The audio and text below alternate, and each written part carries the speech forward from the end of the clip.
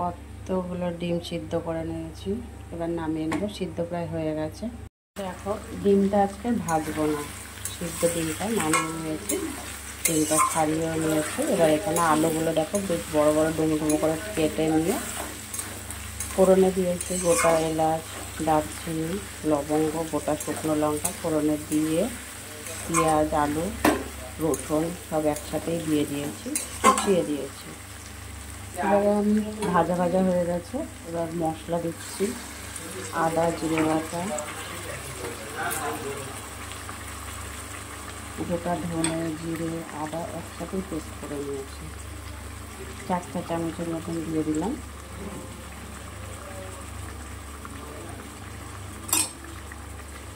নুন দিয়ে দিচ্ছি স্বাদ মতন।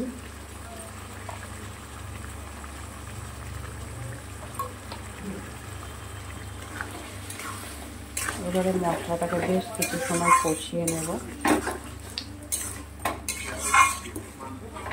হ্যাঁ,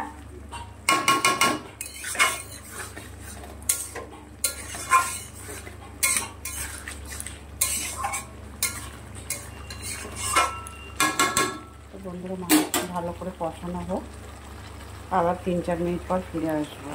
দেখো 2-3 মিনিট বলেছিলাম, কিন্তু প্রায় 5 মিনিটের মতন ভালো করে কষিয়ে নিয়েছি। মশলাটা অনেকটাই কষানো হয়ে গেছে। এবার আমি হলুদ দিয়ে দিচ্ছি পরিমাণ মতন। আর যে পেস্টটা করেছিলাম, পেস্টের মধ্যে গোটা শুকনো লঙ্কা দিয়ে রেখেছিলাম, আর কিছু সামান্য একটু গুঁড়ো লঙ্কা দিয়ে দিলাম।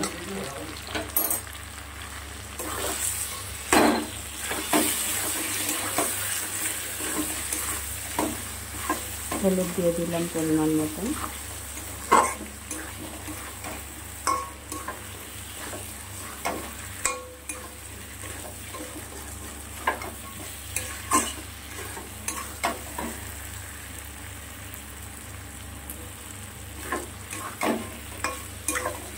এখন একটু বাকি আছে, আরও একটু কষানো হবে।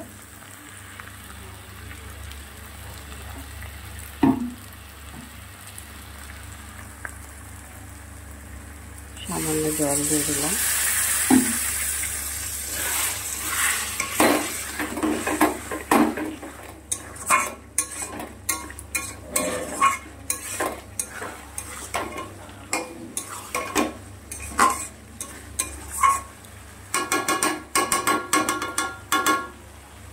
আবার একটু ঢেকে দেবো।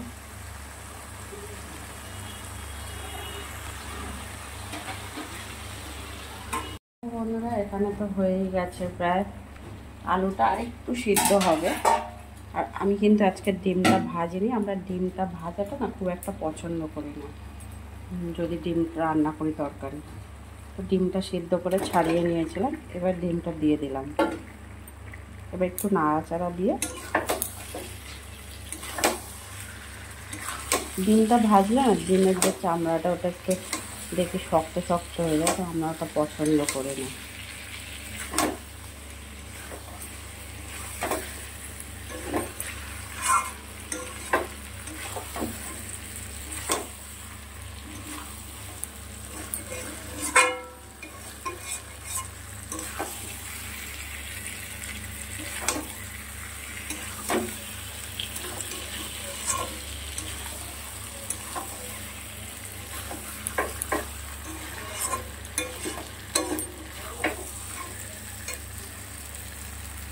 আলুটা আরেকটু সিদ্ধ হবে, সেই জন্য সামান্য একটু জল দিয়ে কিছু সময় ঢেকে গ্যাসটা কম করে দেবো। তাতে কি হবে, আলুটাও সিদ্ধ হয়ে যাবে, তরকারিটাও রান্না হয়ে যাবে। আমার আর বেশি ঝোলের দরকার নেই, একটু হালকা ঝোল খাবো, ডিমের ঝোলটা খুব বেশি ঝোল করবো না। এক একটা আলু মানে এখন দেখো শুনতে দিচ্ছি হয়ে গেছে, কিন্তু আবার এক একটা আলু দেখছি সিদ্ধ হয়নি, খুব বাজে। আলু কিনে নিয়ে আসলে অর্ধেক পচা, অর্ধেক ভিতরে দাগ, যেসব আলুর ভিতরে দাগ থাকে সেগুলো তো বন্ধুরা তোমরা জানোই সিদ্ধ হয় না। তো চলো একটু জল দিয়ে দিই পরিমাণ মতন, খুব বেশি ঝোল খাবো না।